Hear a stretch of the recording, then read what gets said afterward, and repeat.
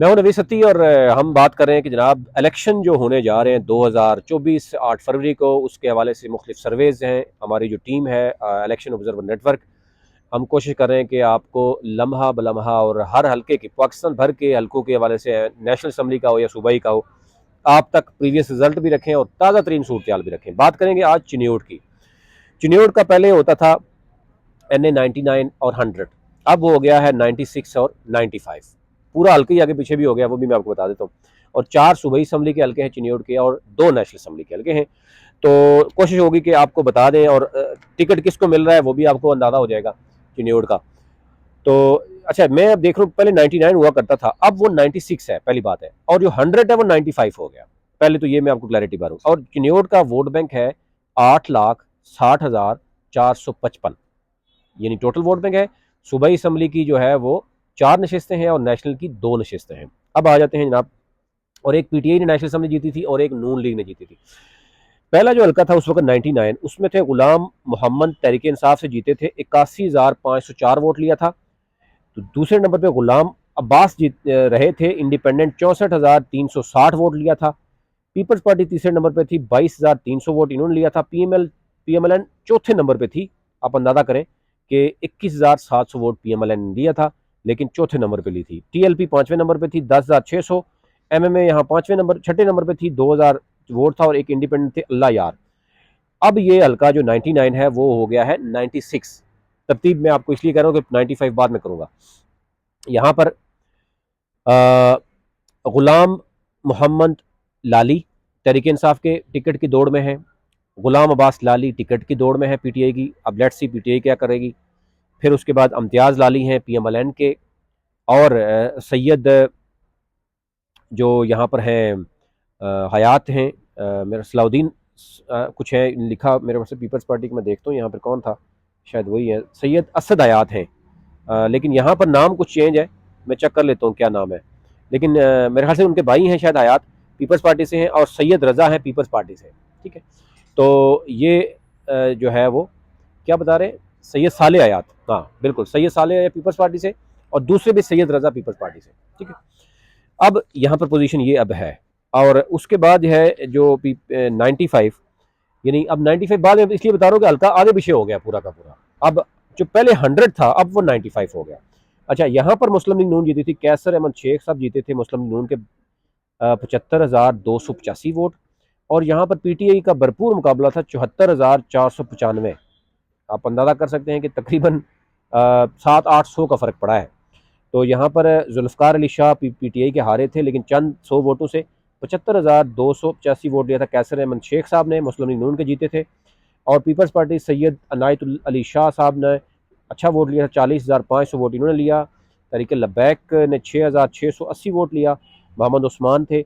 शेख कैसर महमूद थे, independent 5,900 vote इन्होंने लिया था।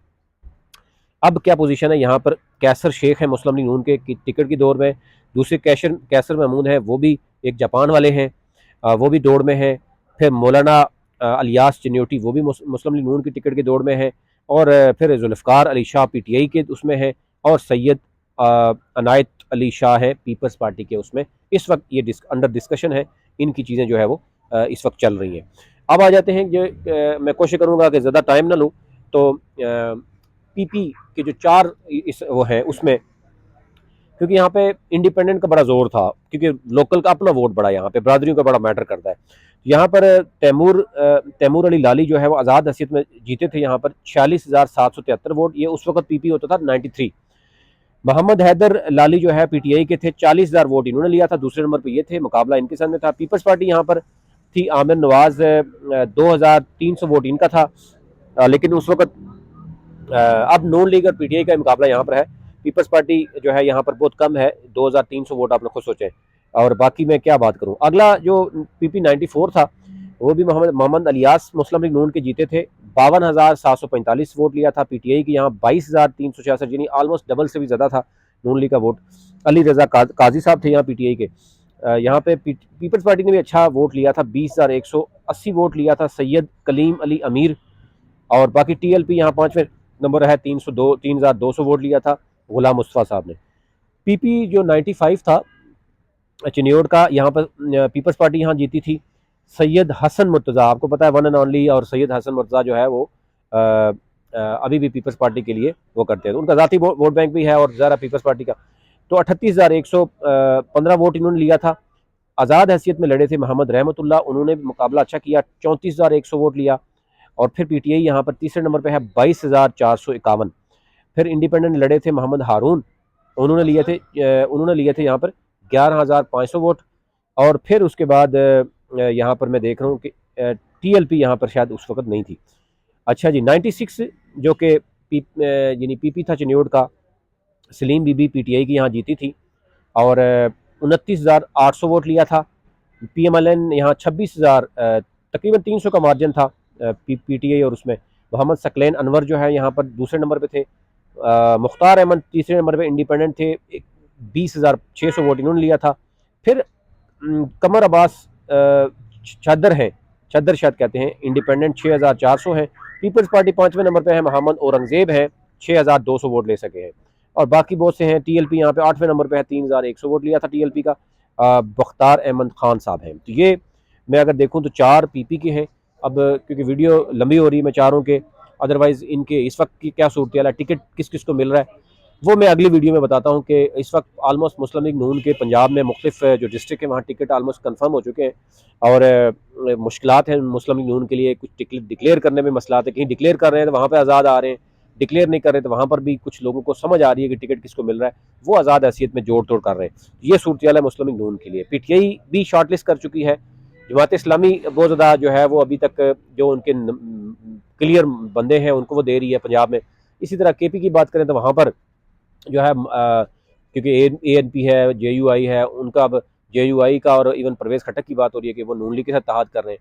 तो अंदाज़ा कर सकते हैं कि नून लीग इस वक्त तक सिंध में जो है वो जीडीए से, फिर इसी तरह एमक्यूएम से, केपी में जो है वो अगर वो परवेज़ खट्टक से भी इत्तेहाद करेंगे, इसी तरह वो मौलाना फजल रहमान से भी करेंगे, बलूचिस्तान में वो यानी बाप से और बाकी पार्टियों से भी करेंगे, पंजाब में भी वो बुरी तरह फंस चुके हैं। काफ लीग को उन्होंने एडजस्ट कर रहे हैं, वो जहांगीर खान तरीन को एडजस्ट कर रहे हैं, उसके अलावा जो है वो बाकी पार्टियों को भी एडजस्ट करना है। तो फिर वो आप अंदाज़ा कर सकते हैं कि इस वक्त मुस्लिम लीग नून को उनके अपने ही लोगों से बहुत ज़्यादा मुश्किलात सामने हैं, क्योंकि आज़ाद अपने ही लोग जो खड़े हो रहे हैं कि जिन्होंने पार्टी के साथ इंटैक्ट रहे हैं गुज़श्ता 5 साल 10 साल, अब उनको टिकट नहीं मिल रहा, तो उसके लिए वो परेशान नज़र आ रहे हैं।